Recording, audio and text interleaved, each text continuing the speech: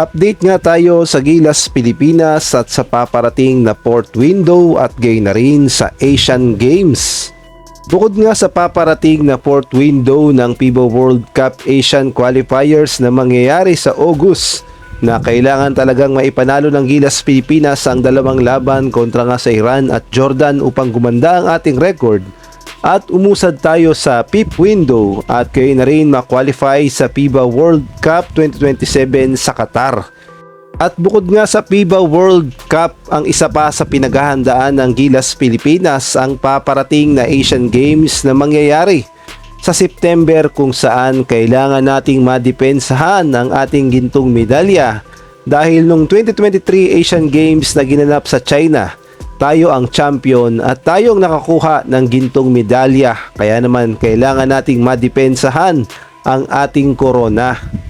At bilang paghahanda nga sa Asian Games ay narin mismo kay Ma'am Erica D, ang Executive Director ng SBP, magkakaroon ng Gilas Pilipinas ng dalawang exhibition o tune-up game at nakakaharap nga nila ang South Korea. Ay narin yan sa report ng spin.ph. Ang sabi nga dito, Gilas to meet South Korea twice in friendlies before heading to Nagoya for its Asian Games title defense. So ayan na nga, kumpirmado na makakaroon ng tune-up game ang Gilas kontra nga sa South Korea. At ang sabi pa nga ni Ma'am Erica D, aalis ang Gilas Pilipinas sa September 3 at lilipad nga pa South Korea, at sa September 4 doon nga magaganap ang unang laban, at gayon na rin sa September 6 naman ang pangalawang laban ng Gilas Pilipinas. Tapos sa September 7, dediretso na nga ang Gilas Pilipinas sa Japan upang paghandaan ang Asian Games.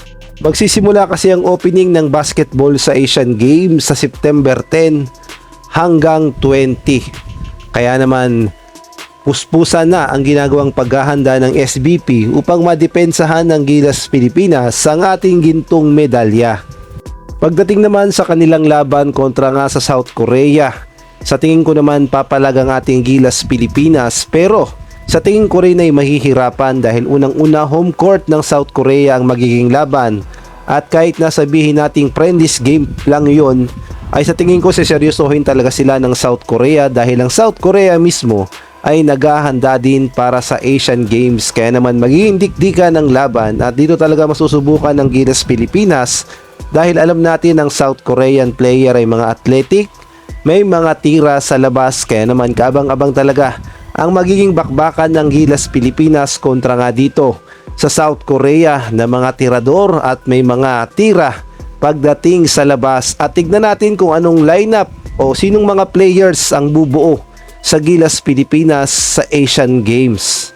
At sa tingin ko mas mahihirapan ngayon ang ating Gilas Pilipinas na madepensahan ng ating gintong medalya dahil mas malalakas na ngayon ang kupunan sa Asian Games at hindi rin sila papayag na hindi nila makuha ang gintong medalya, kaya naman mga dekalibreng players ang kanilang ipapadala, lalong-lalo na yung host na Japan. Paniguradong hindi ito papayag na hindi nila makuha ang gintong medalya sa kanilang baluarte, at ayon pa nga sa report magpapadala sila o gagamit sila ng mga NBA player makuha lamang ang gintong medalya. Kaya naman mabigat na hamon talaga yan para sa Gilas Pilipinas kung sakaling makaharap nila sa finals ang kupunan ng Japan.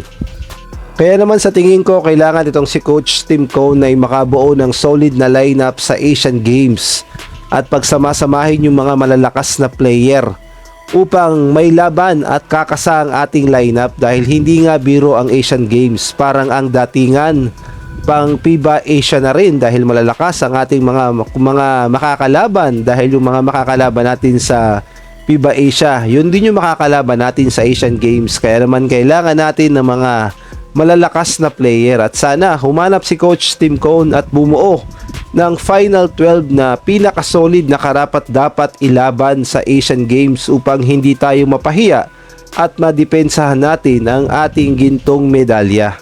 At kung nagustuhan mo ang video na to, paki-like naman, paki-subscribe, paki-pindot ang notification bell para updated ka sa susunod kong i-upload.